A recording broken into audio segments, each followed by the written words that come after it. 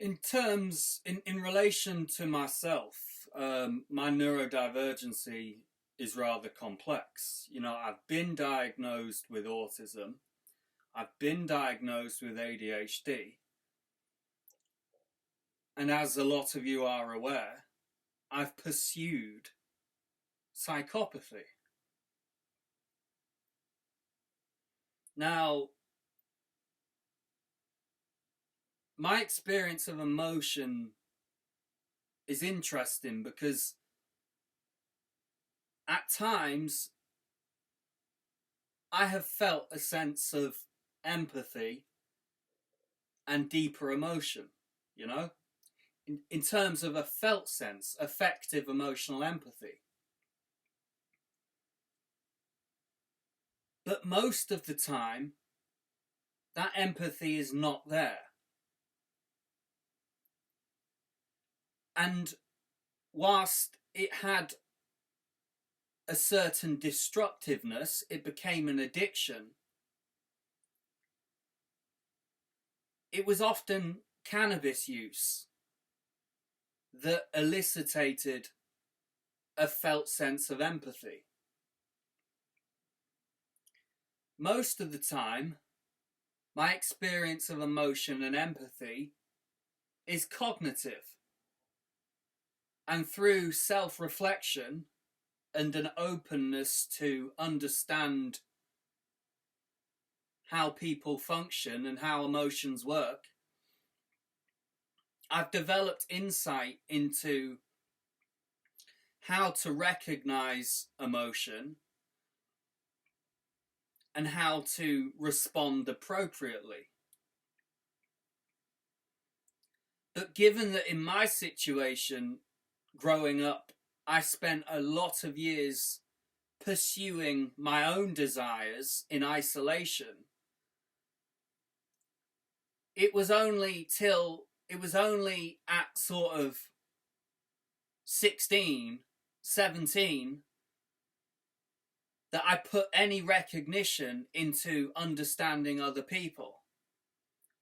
So in my case, there were a lot of years where I was incredibly socially awkward, came across as weird, and didn't fit the norm.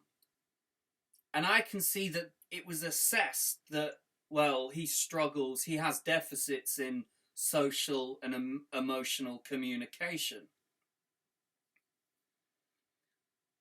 What I've witnessed is that as I've began to logically observe others and form conclusions of how emotions work, my ability to communicate and fit in many situations has increased.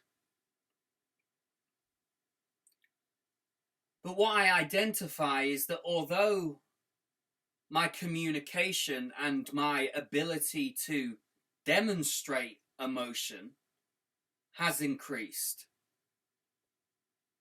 my actual felt sense of emotion and empathy, it hasn't developed. Now, the reason why I brought up cannabis use is because in psychopathy, there is an empathy switch where through stimulation in certain forms, a psychopath can become aware of their felt emotional capacity. Now, being on cannabis 24/7, I don't think that's a viable solution. But what I've been trying to explain for a long time is whilst, yes, to a degree, I just wanted to get high, it also enabled me to extend my emotional capacity and to feel something. I remember some of my experiences with cannabis. I would cry. I would feel so deeply in ways that I have never felt before. I've been off it for a substantial amount of time now. And I don't feel that sense of emotion. I just don't. I understand it and I can talk about it, but I don't feel it.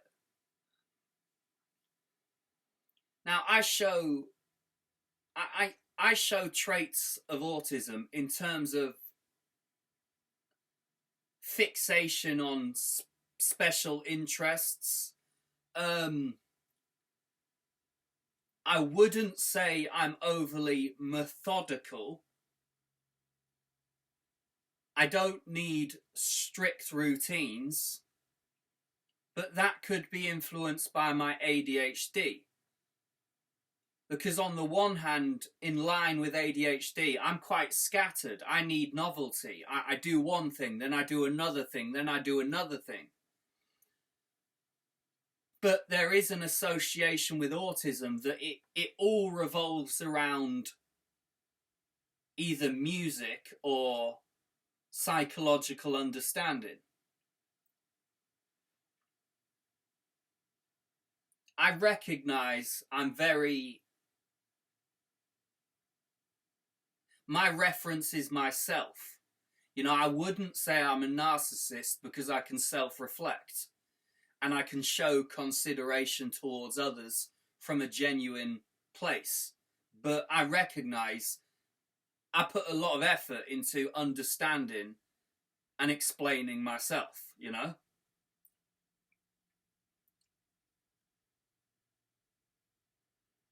I do have certain antisocial desires, and I do have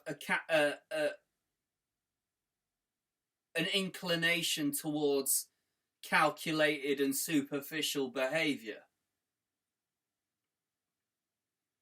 But then again, the fact that I can be so impulsive means that I can't manipulate to a high degree.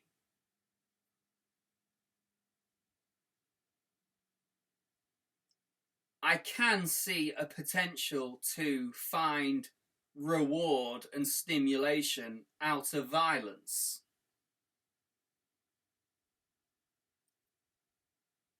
But I have a capacity for fear in some situations. Not all. Sometimes, in some situations, I'm not even aware of fear. I've got myself into dangerous situations before because I have not been switched on to the fact that this could all go wrong. But as I am not a physical guy, I'm of small frame, I'm not a big dude, I wouldn't want to be in prison. I'd be taken advantage of.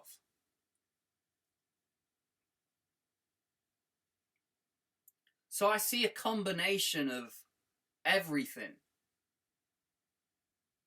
There is a darker motivation to engage in violence. And through exploration, I did see a capacity to enjoy extreme violent acts on the most vulnerable. I do have a detachment from empathy completely. But as I've said, the consequences I would face stop me from pursuing that behaviour.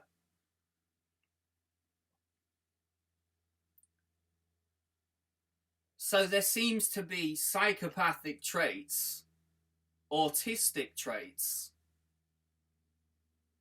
and the behavioural mechanism of ADHD. Then, whilst now I am completely delusion-free, not in psychosis, and certainly not a schizophrenic, there has been an amount of psychosis at times. So it's something I'm up for exploring. So yeah.